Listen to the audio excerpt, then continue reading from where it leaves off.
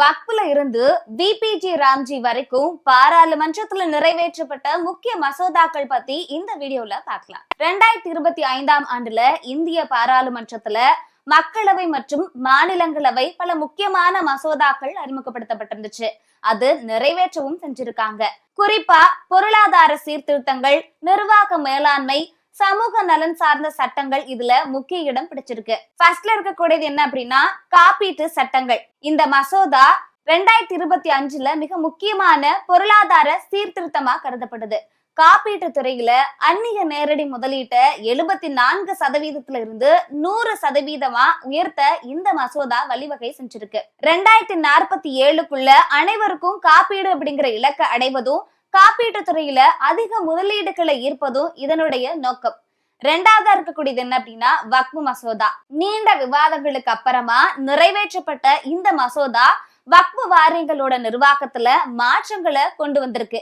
வக்ஃப் வாரியங்கள்ல முஸ்லிம் அல்லாத உறுப்பினர்கள், பெண்கள் இடம்பெறுவதை இது உறுதி செஞ்சிருக்கு. மேலும் வக்ஃப் சொத்துக்களை பதிவு செய்யும் நடைமுறைகளை முறைப்படுத்துது. மூணாவதா இருக்கக்கூடியது ஆன்லைன் கேமிங். வளர்ந்து வரக்கூடிய ஆன்லைன் விளையாட்டு துறையை முறைப்படுத்தவும், சூதாட்டம் போன்ற சட்டவிரோத செயல்களை தடுக்கவும் இந்த மசோதா கொண்டு வரப்பட்டிருந்துச்சு. ஆன்லைன் கேமிங் நிறுவனங்களுக்கு கடுமையான விதிகள், வயது கட்டுப்பாடுகளை இது விதிக்குது.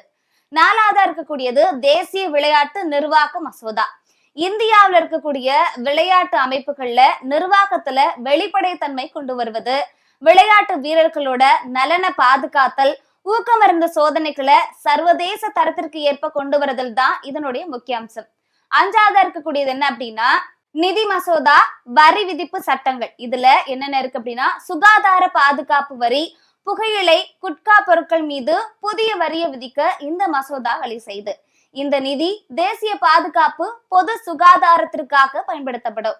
ஆறாவதா இருக்கக்கூடியது வருமான வரி. இதுல வருமான வரி நடைமுறைகளை எளிமையாக்குவதற்காக டிஜிட்டல் பரிவர்த்தனைகளை ஊக்குவிப்பதற்கும் திருத்தங்கள் செய்யப்பட்டிருந்துச்சு. அடுத்து 7 என்னன்னா இந்திய மேலாண்மை நிறுவனங்கள் திருத்த மசோதா. IIM நிறுவனங்களோட நிர்வாக பொறுப்புகள்ல மத்திய அரசோட பங்களிப்பை முறைப்படுத்துது. அடுத்து 8ஆவதா இருக்கக்கூடியது குடிவரவு வெளிநாட்டினரோட மசோதா.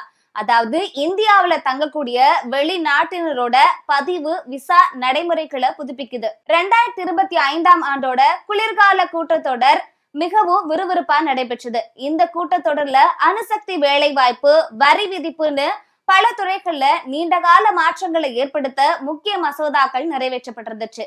அடுத்து 9ஆவதுக்கு கூடியது சாந்தி மசோதா.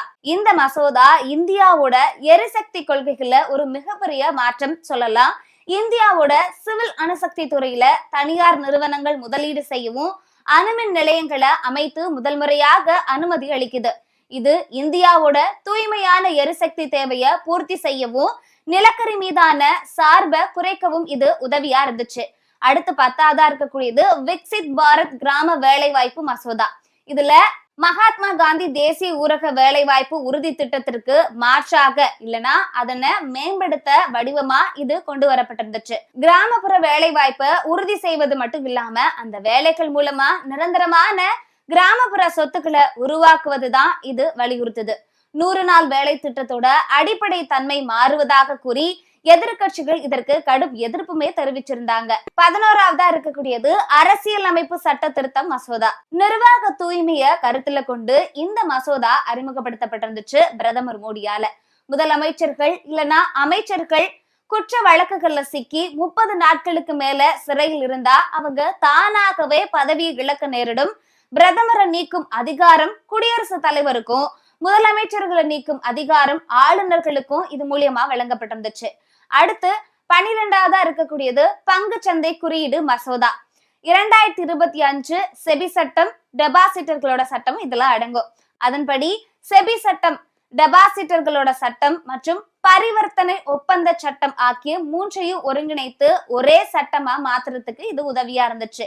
இது முதலீட்டாளர்களுக்கும் பாதுகாப்பையும், நிறுவனங்களுக்கு தொழில் செய்வதை எளிதாக்கவும் இது உதவும். அடுத்து 13ஆவதா இருக்கக்கூடியது தேசிய நெடுஞ்சாலைகள் மசோதா.